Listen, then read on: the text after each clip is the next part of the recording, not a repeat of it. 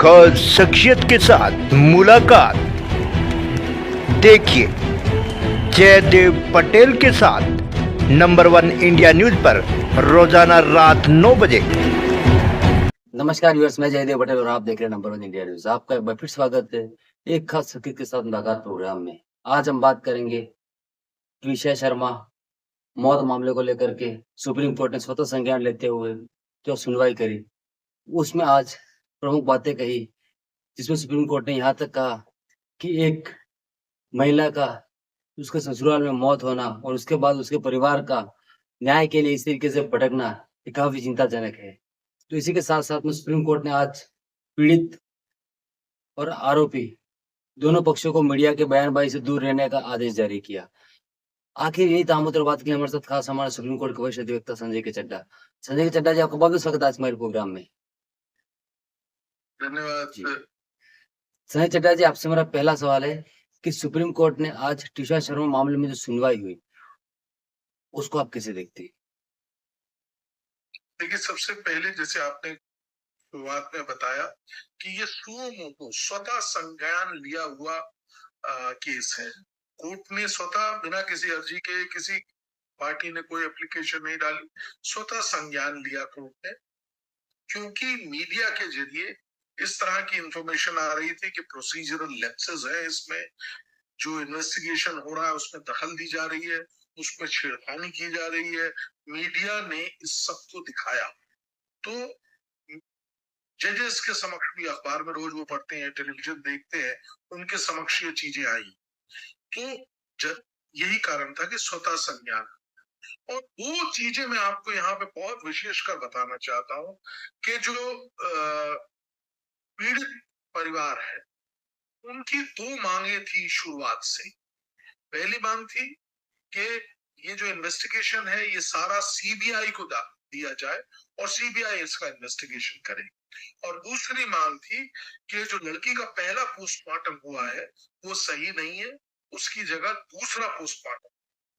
तो इस केस में, जैसा आप जानते हैं, मध्य प्रदेश की सरकार को रिप्रेजेंट कर रहे थे सॉलिसिटर जनरल तुषार मेहता। तो उन्होंने कोर्ट को ये बताया कि इन्वेस्टिगेशन सीबीआई के द्वारा हो, इसमें सरकार भी प्रतिबद्ध है, और इस पे इसी नजरिए को उन्होंने भी दर्शाया। तो पहली बात तो ये हो गई। दूसरी बात, तुषार मेहता ने यह भी समझाया और बताया कोर्ट को कि जो सेकंड पोस्टमार्टम है, देखिए पहला पोस्टमार्टम भोपाल के डॉक्टर्स ने किया था, दूसरा एक पोस्टमार्टम कराया गया जिसमें दिल्ली के डॉक्टर्स ने किया है वो पोस्टमार्टम, और वो हो चुका है, इसकी भी सूचना दी गई कोर्ट के समक्ष। तो बताने का मैं जो प्रयास कर रहा हूँ वो ये है कि ये जो दो डिमांड्स थी, ये दोनों डिमांड को फॉलो किया गया। अब आज की, जैसे आपने पूछा कि मुझे पूरे आज क्या हुआ, इसको समावेशित करके बताना है, तो दो तीन चीजें तो ये हुई जो मैंने आपको बताई। तीसरी चीज जो सबसे अहम हुई वो ये हुई कि कोर्ट ने ये बार बार कहा कि मीडिया का रोल एक बहुत अहम रोल होता है और मीडिया को संयम बना के रखना। नंबर 1, इन्वेस्टिगेशन में किसी भी प्रकार से उसकी दखलंदाजी ना हो। दूसरी बात, तीसरी बात, दोनों पार्टीज, आप समझ रहे हैं, दोनों पार्टी मतलब एक जो एक्यूज पक्ष का आरोपी और एक विक्टिम पक्ष, दोनों पक्षों को कहा गया कि आप संयम बना के रखें, मीडिया के साथ ज्यादा इंटरेक्शन न करें। मीडिया को भी बहुत इस चीज के लिए सुप्रीम कोर्ट ने कहा कि आप संयम बना के रखें, जिससे कि इन्वेस्टिगेशन क्लीन हो, अनबायस हो, साफ सुथरा इन्वेस्टिगेशन प्रॉपर हो, जिसे कहा जाए। तो ये एक लबोलवाब था आज की प्रोसीडिंग्स का। और उसके बाद इसमें ये भी बहुत अहम है जानना कि न केवल ये, बल्कि दो तीन बड़ी इंपॉर्टेंट बातें हैं जो मैं आपके माध्यम से बताना चाहता हूं कि किस प्रकार से तुषार मेहता ने ये भी कहा कि it is better to have a divorce daughter than a daughter who is no more, जो कि मर जाए। ऐसी डॉटर से अच्छा है कि डाइवोर्स डॉटर को। अर्थात जो पेरेंट्स हैं उनके रोल को व्यक्त करते हुए कि महिला के जो परिवार के सदस्य हैं, जब आवाज उठती है, जब बच्ची एक कह रही है कि उसको उसका उत्पीड़न हो रहा है, तो उस ऐसी बच्ची की बात को आप सुने, ये बात कही। फिर एक और बात छोटी सी बता के मैं आपके वो अगला प्रश्न पूछने जी के लिए कहूंगा। वो ये बहुत अहम है कि कैसे जब जब बात हो रही थी, जब चल रहा था केस, उसमें किस प्रकार से मीडिया की तारीफ भी की गई। यहाँ पे ये बहुत इंपॉर्टेंट बात है, लोग इस चीज को बार बार नहीं बता पा रहे हैं कि मीडिया की तारीफ भी हुई। मीडिया के लिए ये कहा गया कि कई सारी चीजें मीडिया की वजह से सामने आई है। और मुझे तो ऐसा लगता है कि ये सारा जो सुप्रीम कोर्ट का सुओ मोटो संज्ञान लेना ही मीडिया की देन, ये मेरा अपना सोच। जी संजय के चड्डा जी, लेकिन जिस तरीके से आज सुप्रीम कोर्ट ने दिव्या शर्मा मामले में सुनवाई करते हुए जो महत्वपूर्ण बातें कही, जिसमें मीडिया से बात करने के लिए आरोपी और पीड़ित पक्ष को मना कर दिया गया और कहीं न कहीं एक आदेश जारी किया कि आपकी इन्वेस्टिगेशन जो एजेंसी सीबीआई उसके समक्ष अपनी बातें रखे। तो वहीं दूसरी तरफ तुषार शर्मा के जो सास है, जो एक रिटायर्ड जज है, ऐसे में क्या उनकी वजह से चीज़ों को प्रभावित करने का एक प्रयास किया गया था या प्रभावित कहीं किया जा सकता था, इसमें सुप्रीम कोर्ट को सुओ मोटो संज्ञान लेना पड़ा? देखिए, ये एक है जरूर, इस तरह से भी सोचा जा सकता है, जैसे आपने कही, ये तो सोचने की बात है। क्योंकि जब तक कि हम लोगों के पास प्रत्यक्ष प्रमाण नहीं होंगे, जब तक कि हम लोग के समक्ष कोई ऐसा बहुत मजबूत सा प्रमाण नहीं होगा कि इस तरीके से जो इन्वेस्टिगेशन है उसमें हिंड्रेंस की गई, उसमें दखलंदाजी की गई, तो ये कहना 100% सही नहीं होगा। मैं बार बार कह रहा हूँ 100%, ये अवश्य हो सकता है, ऐसी सोच अवश्य हो सकती है। जब कोर्ट सुनवाई कर रही थी तो आप मुझे मालूम है वहां पे बिल्कुल सतर्कता से एक एक दिन पे नजर रखे हुए थे, मुझे मालूम है। तो उस वक्त की एक बहुत अहम बात, कोर्ट ने यहाँ तक कहा कि we are slightly in pain, अर्थात हम दुखी हैं, कोर्ट भी दुखी है।